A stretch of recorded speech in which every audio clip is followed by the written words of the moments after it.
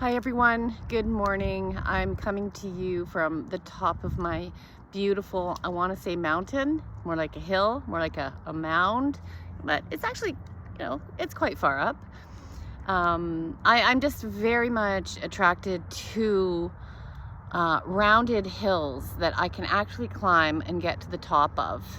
And maybe it's my Irish English roots, because there's mounds of hills that were once dedicated to sacred sites for the goddess and goddess worshiping. So my heart is very much drawn there. Today I'm coming to you with something that feels quite personal, and has landed on me this morning, and I'm gonna divide it up into 3 videos, 3 parts, 3 trimesters, because it does feel like birthing a new world. So first of all, my own journey. I have spent, a lot of time with men, with women in the therapy room, and really looking at the patterns that are showing up in bodies and in lives, and noticing that the commonality between them. So many women experiencing great grief and sadness and intense anger, and really needing a safe place to be able to express that. Where did it come from? From a lot of sometimes abuse, assault, betrayals, all kinds of trauma. And for men, often, again, the same thing, deep grief and sadness, sometimes depression, that they may be a loss of a job or a partner that they've never been allowed to express. So who is allowing and not allowing? Who's giving permission or not permission for people to feel, to express, to show up? That's my question. And the answer goes back way, way, way back before us. We've learned it through our bones, through our ancestors, through various organized religions. And so that brings me to the point of this video. One day, I've done my own spiritual search. I've gone to various religions, and I never really found what I was looking for. I don't know what I was looking for. Now I know I was looking for myself. One day, I don't know how, I landed on the teachings of Mary Magdalene, and which immediately drew me into Megan Watterson's book, Mary Magdalene Revealed, and I went on a journey from there. Mary Magdalene's journey is an internal journey.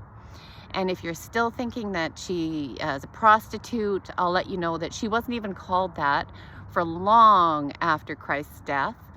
And can't recall what year it was, and the Pope that was in charge at that time, he actually rescinded that, realizing that it wasn't true. But think about it.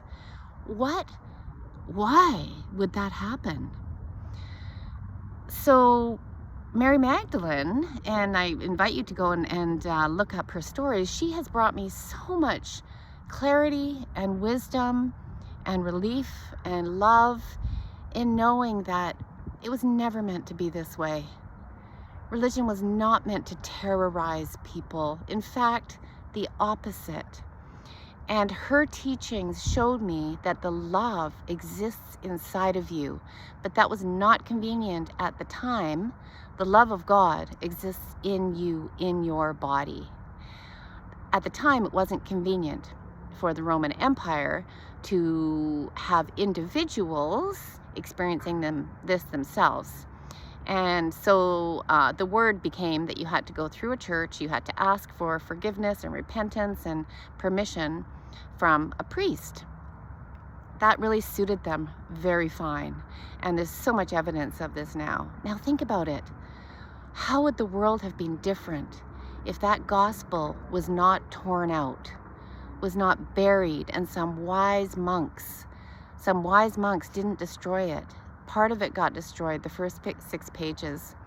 But what we've been able to glean from scholars and writers and women is that her teachings were the perfect complement, hey Della, to Christ, and so much more. So if you've been stuck in this patriarchal programming of being the good girl, of feeling shame, of feeling guilt, you know, for sexuality, for luxury, for any of your emotions, look at the programming behind it. And I'll follow up in the next video of the next part of this, because this for me was a game changer. She believed in the power of the womb. She, of course, think about it, the power of birth and the power of creativity, and, you know, getting back to real truth, real basics. You are love. You are a goddess, and that exists in your body. And how we know that is because we feel it, and nobody can take that away from you. Thank you so much for listening, and I'm gonna sit and meditate, and I'll come back to you with part 2. Bye for now.